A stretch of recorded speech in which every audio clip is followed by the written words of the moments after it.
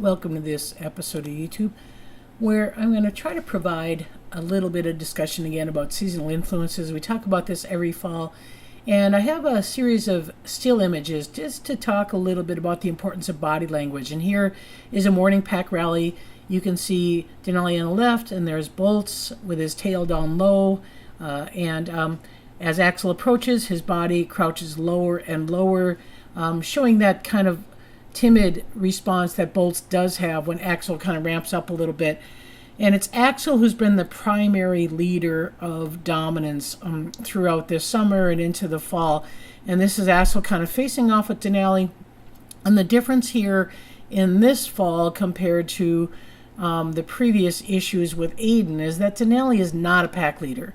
Denali is not in a circumstance of defending his rank or putting up with his territory. So Denali just puts up with it. He does a rub on her chin. He lets Axel posture over him. But the issue is Denali's got old hips.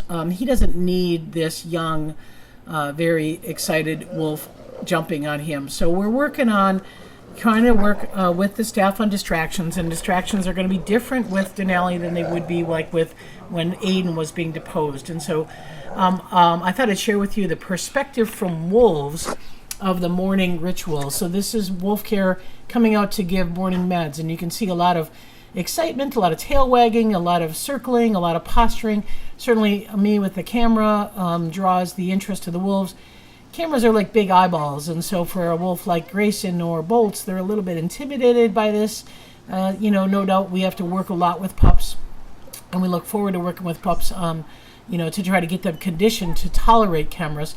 That was Axel doing a raised leg urination, so the excitement and the rallying gets him stimulated where he's going to mark and posture a little bit. But the only wolf here that has a special medication per se, meaning that something above and beyond the anti-inflammatory joint supplements is Denali, who's on an antihistamine. Denali does have a mast cell, similar to what Aiden had. Started out as a little thumb, kind of a little circular bump. Well, we haven't diagnosed it as mast cell. We just know its characteristic is like Aiden's. He's had it for 2 years. It has not grown. That is how mast cells are typically show up, is they're very slow growing. But Denali doesn't have a lot of stress.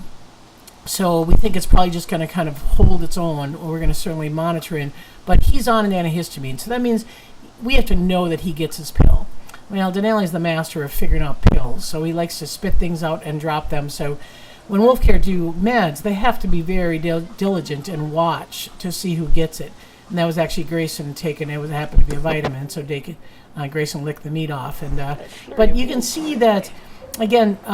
The pack is pretty calm once they get their meds.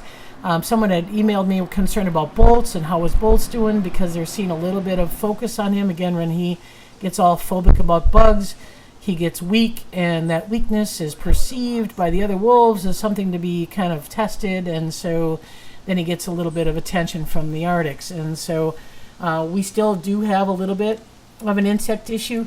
This one happened to be caused by the deer carcass. Meat tends to draw in yellow jackets and bald-faced hornets, and that actually happened to be a hornet that did sting him.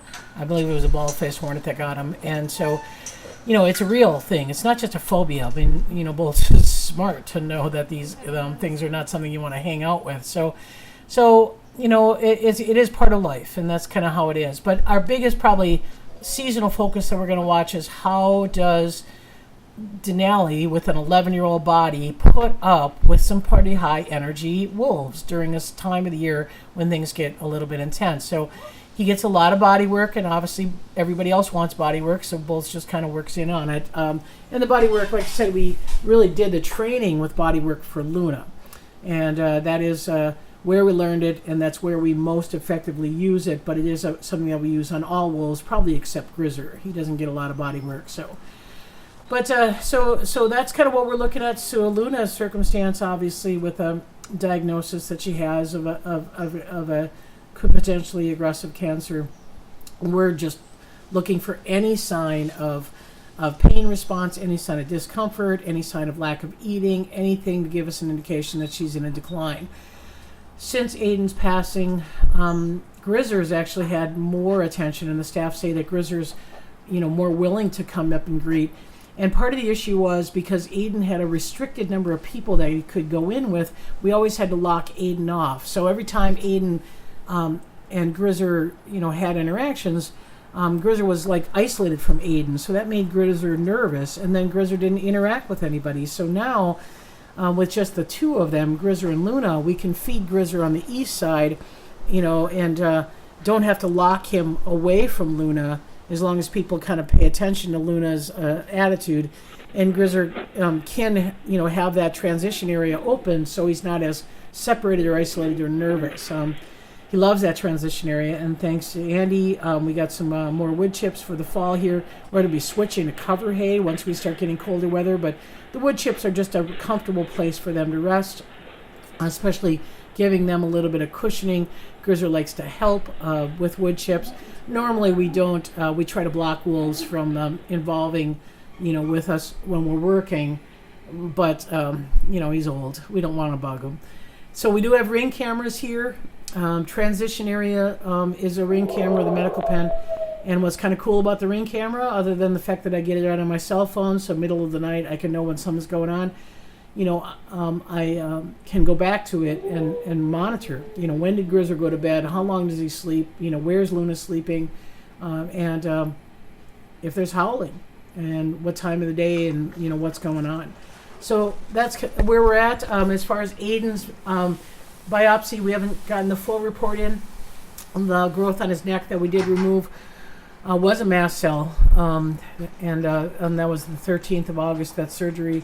The entire necropsy, as far as kind of contributing cause of death, those histamine cells were causing such irritation in the gut that his had intestinal bleeding. We're still waiting to hear about that. So I'll end with this, one of my favorite photos of Grizzer and Aiden as a pup. And we know that in his last year of retirement, he had a good place. And we couldn't stop this systematic mast cell issue, but we know that we gave him the best care that we could in a difficult time. So we'll see you next week.